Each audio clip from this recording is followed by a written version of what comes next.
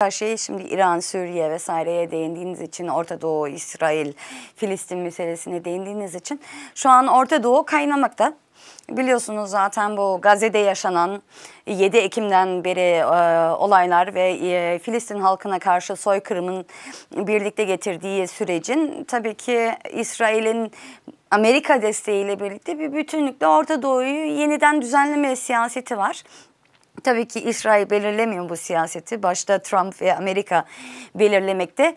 Ve bu çerçeve içinde tabii ki Türkiye'nin, Erdoğan'ın özellikle HTŞ ile işbirliğinden dolayı da kendine düşen ve kendine üstlenmesi istediği roller var. Şu an Orta Doğu'nun gidişatı tabii ki hepimizi kaygılandırıyor. Bir an önce, her şeyden önce tabii ki Filistin'deki katliamın bir sona varması gerekiyor. İsrail'in işte komşu ülkelerine saldırmasından vazgeçmesi gerekiyor. Bu açık ortada. Diğer taraftan Suriye'ye baktığımızda Suriye çok toplumlu, çok dinli, çok kültürlü, çok kimlikli bir ülkedir.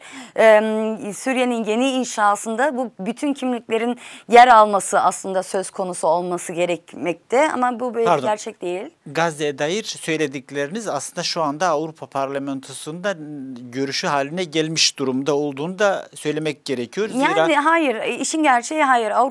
Yani parlamento bir başka da Avrupa Birliği'nin kuruluşlarının siyaseti değil maalesef. Yani şöyle siyaseti değil, biliyorsunuz mesela Ukrayna'ya baktığınızda 19 tane yaptırım paketi yaptılar ve kocaman büyük yaptırım paketleri yaptılar. Hatta bu yaptırım paketleri eleştirilmesi gerekiyor. Çünkü bunların sonucu buradaki Avrupa Birliği'nde yaşayan halkın geçim sıkıntısını büyüten sorunlar oldu. Evet. Fiyatları vesaire arttı. Ama İsrail'e baktığımızda herhangi bir yaptırım söz konusu değil. Tam tersine işbirliği İsrail'le birlikte bütün ekonomik alanda sürmekte. Alışverişler sürmekte. Hatta İsrail'in silah sanayisi bile Avrupa projelerinden para almakta. Bunların hiçbiri ortadan kaldırılmadı. Başta Almanya hükümetinin bazı konularda blokeleri söz konusu ama tabii ki von der Leyen kendi siyaseti de açık ortada. Bundan dolayı hani Avrupa bu konuda siyasetini değiştirdi demek doğru olmaz. Şöyle bir şey var. Eğer gerçekten Filistin'i derinleştirmek istiyorsanız gerçekten dünya halklarının ve Avrupa halklarının da artık buradaki soykırıma göz kapamaması söz konusu. Protestolar büyümekte. Bundan dolayı retorik biraz değişti. Anlaşıldı. O zaman Avrupa Parlamentosu bu yönlü söylemlerini, gruplar daha doğrusu ya, siyasetçiler, vekilleri için geçerli olabilir ama yani Avrupa Birliği'nin kendi siyaseti değil. Anlaşıldı. O zaman devam edin. Sözünüzü böldüm. Kusura bakmayın. Şimdi Orta Doğu'da da baktığınızda işte aslında çözümler bulunması gereken bir süreçten geçiyoruz. Burada çözümler bulunmuyor. Aynı biçimde Türkiye'deki işte Erdoğan tek adam hükümetinin yaptığı işte muhalif partilere karşı son dönemlerde CHP'ye karşı yaptığı antidemokratik uygulamalar çoğalmakta. Bu konuda da Avrupa Birliği yine ikiyüzlü siyaset işlemekte. Yani baktığımızda bir bütünlükle Orta Doğu yeni dizayn belki uzatmadan ortaya koyacaksak Orta Doğu şu an yeni bir dizayn süreci söz konusu. Bu dizayn sürecinde özellikle Amerika için hem İsrail'in hem Türkiye'nin özel bir rolü var. Bu yeni düzenleme sürecinde zaten Türkiye ve İsrail oldum olalı biliyorsunuz Türkiye NATO üyeliğinden dolayı Amerika'ya yakın bir güvenlik siyaseti işleyen bir ülkedir.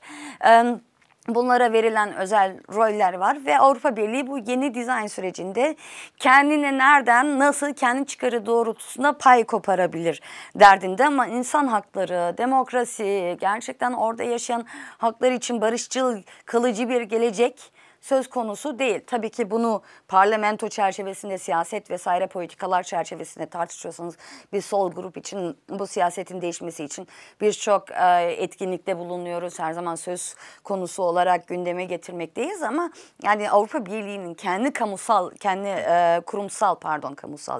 kurumsal siyaseti bunu şu ana kadar maalesef yansıtmıyor. O zaman tekrar işte burada tabii ki diğer grupların ne düşündüğü önemli ama siz burada sol grup adına çünkü aynı zamanda sol grubun büro üyesisiniz. Dolayısıyla sol grubun bu konuda somut önerileri nedir? Örneğin, hangi konuda? Örneğin Rojava konusunda, örneğin Suriye'nin geleceği konusunda tabii Gazze ve Filistin meselesine girmeyeceğiz çünkü çok özgün ve derin bir konu. Devamen Türkiye'de yeni bir süreç, daha doğrusu işte iktidarın ortakları tarafından ve hükümet tarafından Türkiye, daha doğrusu Orta Doğu'da yeni bir süreç, yeni bir dizayn başlıyor. Kürtleri yanına almak için kardeşlik keşfedildi. Bir süreç başlatıldı. PKK'nin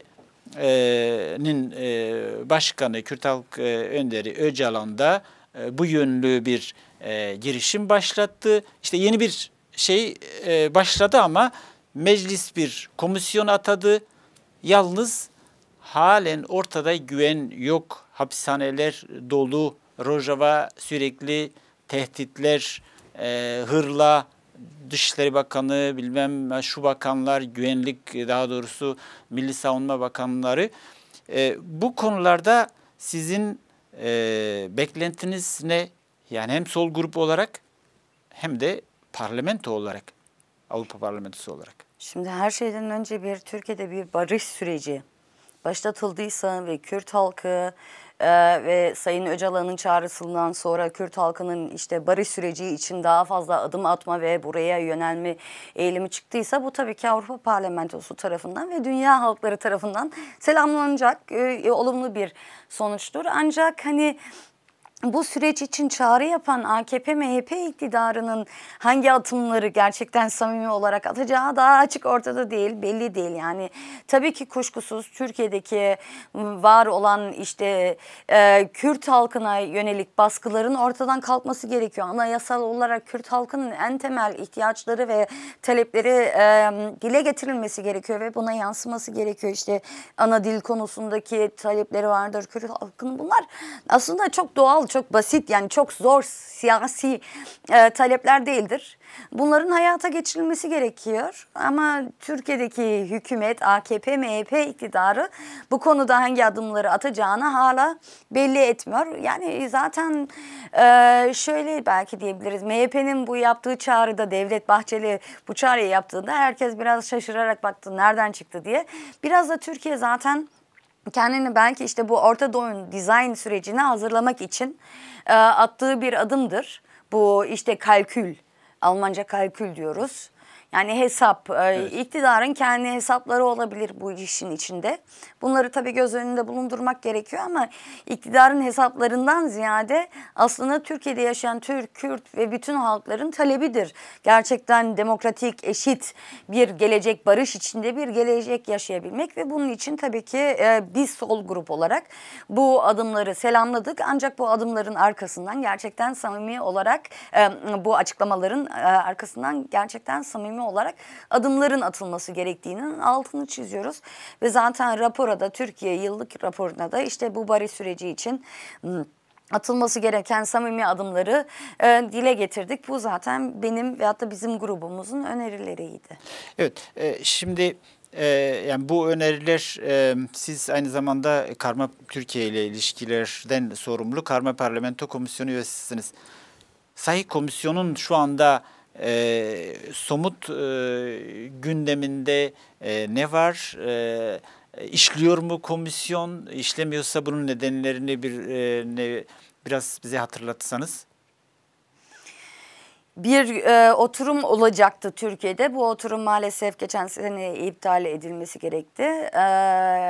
Ama şimdi son haftalarda zaten... Bir tavır koydunuz daha doğrusu siz. Son haftalarda işte özellikle CHP'ye karşı işte Sayın İmamoğlu'nun tutuklanmasından sonra tabii ki bunu da eleştirmek gerekiyor. Yani şu an CHP'ye karşı Türkiye'deki iktidarın yaptığı siyaset herhangi bir biçimde hani demokrasiye yönelik adım atacağının bir göstergesi değildir. Tam tersine gerçekten önümüzdeki seçimler için çok kaygılı olduğunun hatta göstergesidir. Seçimleri kaybetme korkusunda olduğunun göstergesidir.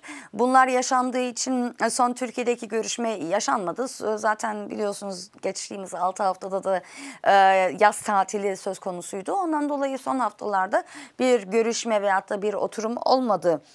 Yani ilişkileriniz soğuk. Daha doğrusu tavır, siz parlamento olarak tavır kodunuz. Yani şimdi bakınız ilişkiler soğuk sıcak demek biraz zor. Çünkü hani karma parlamentonun eleştirileri büyüktür biliyorsunuz. Bizim sol grup olarak eleştirilerimiz büyüktür. İşte Sancho Nances biliyorsunuz bir sosyal demokrat Türkiye siyasetçidir. raportörü. Türkiye raportörü. Tabii ki işte kendi kardeş partisinin CHP'nin böyle baskılar altında alınmasını eleştiren bir tavır içinde, ama Avrupa siyaseti için, yani Avrupa kurum siyaseti için bu geçerli değildir. Son raporda da biliyorsunuz biz çok tartıştık. Biz sol grup olarak eleştirdik. Mesela raporun içinde çok doğru noktalar yazmakta. İşte insan hakları ihlalleri, Kürt sorunu, CHP'ye yönelik baskılar, Alevilere yönelik, yani bir bütünlüklü hukuk, devlet işlememesi vesaire çok önemli birçok nokta spot olarak raporda geçiyordu. Ancak mesela 2 noktada Avrupa Birliği'nin özel çıkar siyaseti söz konusuydu. Oradan hiçbiri, ne parlamentonun çoğunluğu ne de başkaları taviz vermedi. Bu 2 nokta neydi? Bir, mülteci anlaşması. Avrupa Birliği Türkiye mülteci anlaşması. İkincisi, o dönem için tartışılan, yani biliyorsunuz bir yandan işte İstanbul Belediye Başkanı İmamoğlu tutuklanıyor. Diğer yandan Avrupa Birliği Ursula von der Leyen Komisyon Başkanı ve parlamentonun çoğunluğu Türkiye ile silah üretim ve güvenlik açısındaki işbirliğinin daha da derinleştirilmesi gerektiğini altını çizdi. Bunu neden yaptı? Bir, Ukrayna Savaşı için yaptı. 2, Orta Doğu'nun dizayn sürecindeki Türkiye'ye kendisinin biçtiği, özellikle Almanya gibi devletlerin biçtiği rolünden dolayı yaptı. Yani burada da ne demek istiyorum?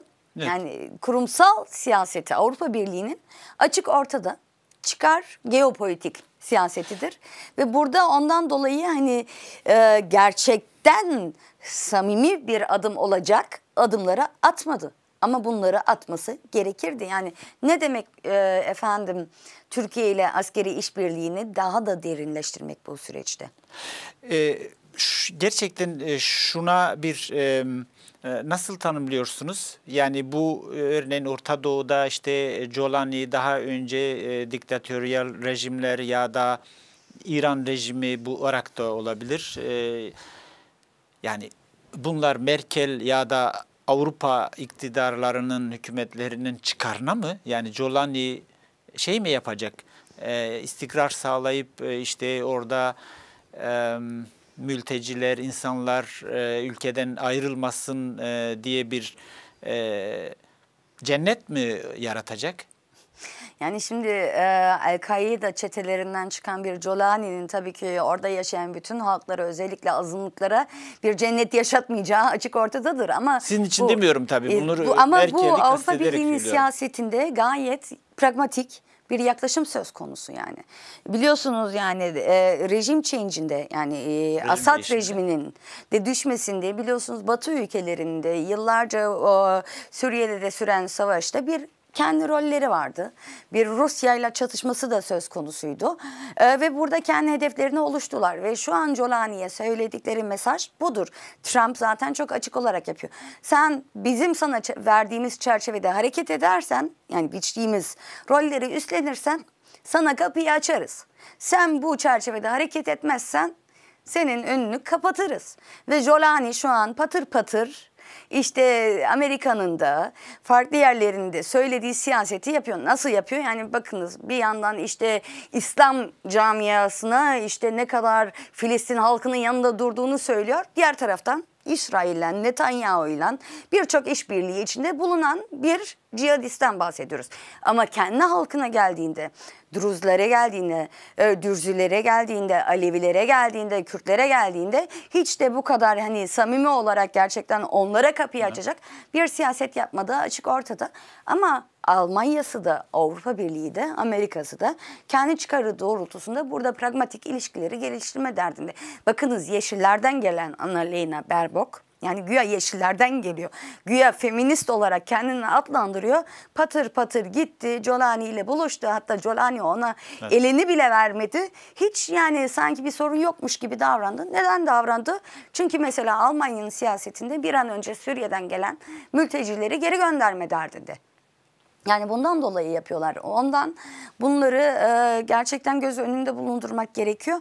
Orta Doğu'nun geleceğini, ancak Orta Doğu'daki halkların kendi kaderini tayin ettiği temelde, onların gerçekten özgür bir geleceği inşa edebileceği bir temelde bulabiliriz. Avrupa Birliği'nin, Amerika'nın, farklı Rusya'nın, Çin'in derdi bu değildir yani. Ondan dolayı bunu aslında tartışmamız gerekiyor. Suriye için ise gerçekten samimi bir anayasa süreci gerekiyor. Bu anayasa sürecinde bütün var olan o mozaikte bulunan halkların, azınlıkların, dinlerin, mezheplerin içinde yer alması gerekiyor. Ve böyle bir siyaset ancak Suriye'nin geleceğini daha olumlu geliştirebilir. Ya, bu yönlü sizin sol grup olarak işte örneğin Dürzilerden, Alevilerden bahsettik. Tabii buradan özellikle insanın adına, aklına daha doğrusu kadınlar geliyor. Yani Rojava'daki kadınları şöyle ya da böyle siz ilişkide bulundunuz, görüşüyorsunuz. Dünya alem biliyor. Nasıl bunlar Suriye'deki bu rejim ile ortak iş yapacak tanınmazsa tam demokratik bir ortam, tam özgürlüklerin hakim olduğu bir ortam olmazsa bu yönlü sizin duyduğunuz endişeler nelerdir? Yani şimdi bakınız Jolani dediğim gibi yani bir Al-Kaide çetelerinden gelen bir cihadist.